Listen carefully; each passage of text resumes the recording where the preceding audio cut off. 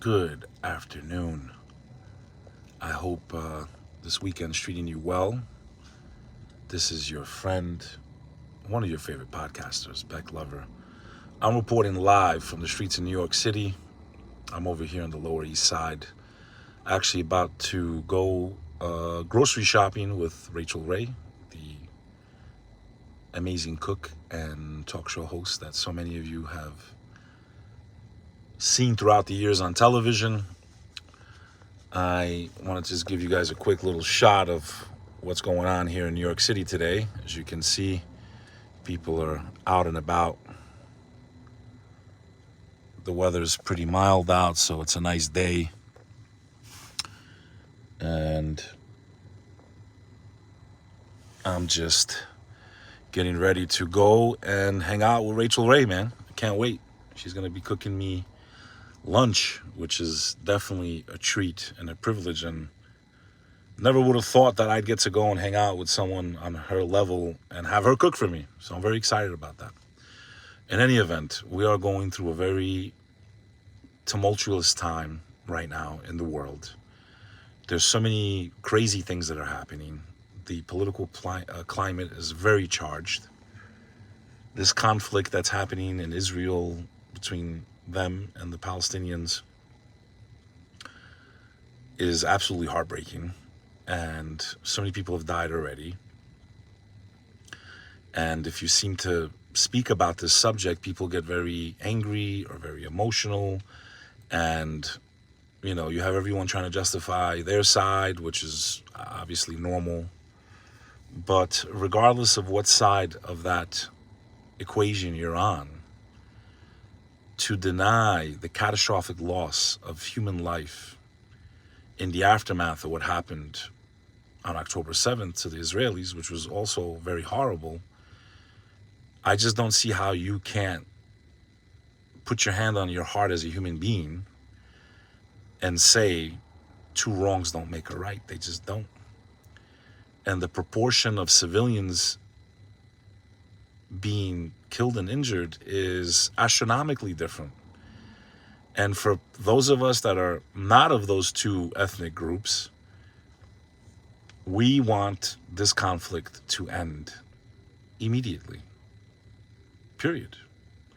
And the reason for that is I don't know how anyone can justify like we're negotiating, like we're God, like we get to decide who lives and who dies. I don't get it.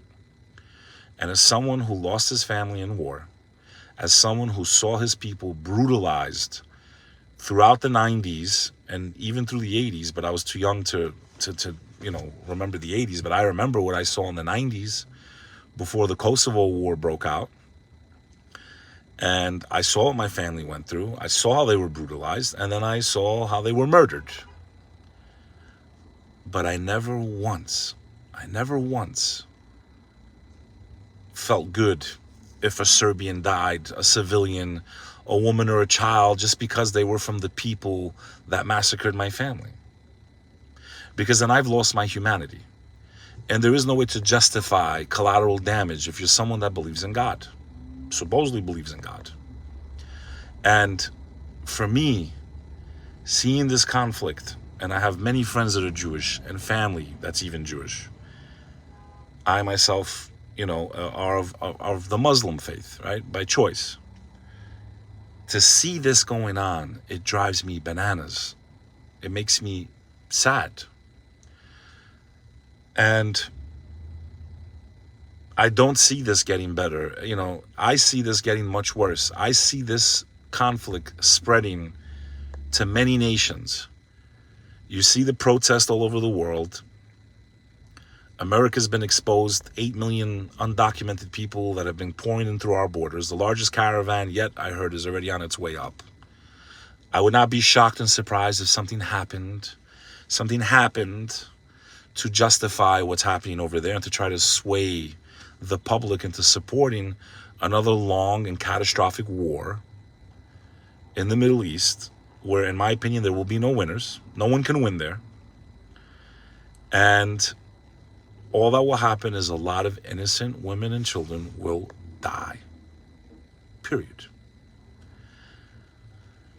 And it makes me sad that my country, that I love, that I was born in, that I used to believe in, that I always thought we were the good guys because I was indoctrinated by film in Hollywood, and the president always looks like the hero in the movie, could veto the rest of the world, the majority of the world that's calling for a ceasefire. Like, forget the politics, the boundaries, the border. Like let's just put a ceasefire for now. Let's try to figure out how we can protect the civilians. And then if you want to resume your war, go ahead. But like, to not even support that morally, to me, it just doesn't make any sense. But it does make sense. Because how many fucking countries have we invaded, disrupted, propped up dictators? We have our hand in almost every foreign power. And then we'll arm both sides usually and set it on fire. And then the next thing you know, they have a McDonald's there after a few years. But how many millions of people fucking died for that to happen? Like, it's just crazy to me. I wish my country would be laissez-faire, would stay out of people's conflicts, would just fucking mind its own business, would help fix this city, which honestly, the infrastructure, everything's collapsing. Traffic is through the roof. The cost of living is ridiculous. Yet we have billions and billions and billions and billions of dollars for war and destruction.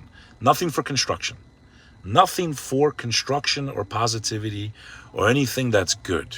Only for what's bad. And I'm sick and tired of it. I really am. I feel like when I'm handing over, I had to go pay property taxes the other day. I gave him an envelope with $5,000 cash to pay down my property tax of $20,000 a year.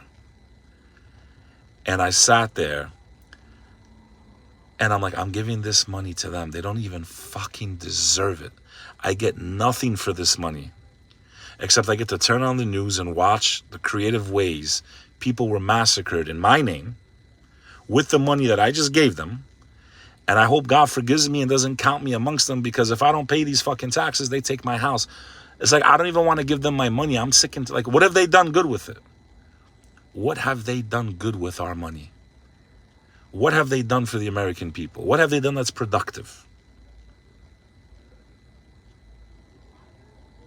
And most of these people, if you look at them, they're in La La world. Because until it hits your home, until it's your family that's under attack, until it's your way of life that's been challenged, you can go on and drink your Starbucks and live a nice day and eat a slice of pizza, and maybe you'll be sad for a little bit because of the news, but at the end of the day, most people do not give a damn unless something is affecting them directly. And most people think that the way you can make the world a better place is by clicking share on a video that someone made, that you might get some emotion for a little bit and maybe it goes viral, but nothing changes. Because change doesn't come digitally. Change comes in the real world. When the masses unite, when people get together, when people say, we're not going to support this. We're not going to pay for this. We're not going to be a part of this. Regardless of what cause you're fighting for. People think that they can be, catalyst for change through their computers. Yes, that's one part of it. But there needs to be action after that. It can't be just the sharing of information with no action. And this is one of the biggest problems in the world. We feel like we've done our part as a human being because we click share in a video and we click the heart and we left a comment. No. Action is done in real life. Boycotting, protesting, refusing to partake, civil disobedience, which the greatest examples and the greatest leaders in our country's history are that of the African American community. People like Rosa Parks, people like Dr. King, people like Malcolm X, who showed what can happen when a big enough amount of people unite and call for something to be changed. And that's how those laws and those backwards ways were changed in this country, where you couldn't even sit at the same table as another person just because of their skin color. And even if you didn't believe in that, if you didn't uphold that way of life, you would be attacked by your own. Because just like evil can be contagious, so can courage. And that's my point. The problem is people that are clear-minded, people that are reasonable, people that are in the middle, don't do enough to protect human dignity and rights. I hope you have a great day. This is Beck Lover reporting from New York. A lot of content coming your way. Take care of yourselves, take care of your family, and God bless.